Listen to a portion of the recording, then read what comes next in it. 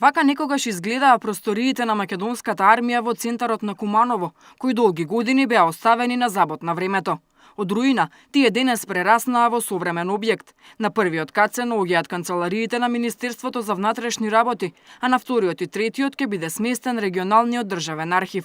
На свеченото пуштање во употреба попладнево присуствуваше и председателот на ВМРО ДПМН Никола Груевски, кој рече дека овој објект ќе ги реши потребите за државен архив во наредните 50 години.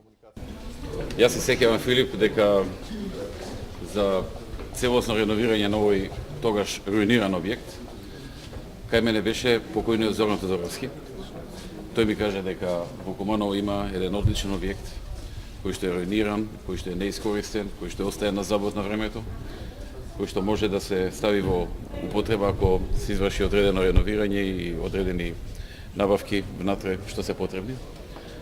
И така имавме еден подолг разговор и после тоа јас разговарав и со министерот за финансии, после тоа на владата разговаравме и се донесе заклучок, се задолжи службата за општи заеднички работи, се установи дека и на МВР ќе послужи и се потребни вакви простори, така што голема заслуга има Зоран Тодоровски. Вредните документи на Државниот архив од сега натаму ќе се чуваат и во посебни услови. Во специјалните плакари тие ќе бидат заштитени од пожари, поплави и други непогоди. Значи дебатата во светот е дали повеќе во микрофилмување или во дигитална форма? Или комбинирано. Јас би одел комбинирано, бидејќи така сме сигурни дека ќе го сочуваме форматот.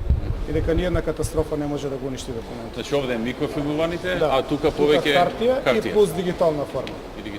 Современиот објект се простира на површина од над 2700 метри квадратни со посебно уредено дворно место. За темелната реконструкција издвоени се околу 42 милиони денари.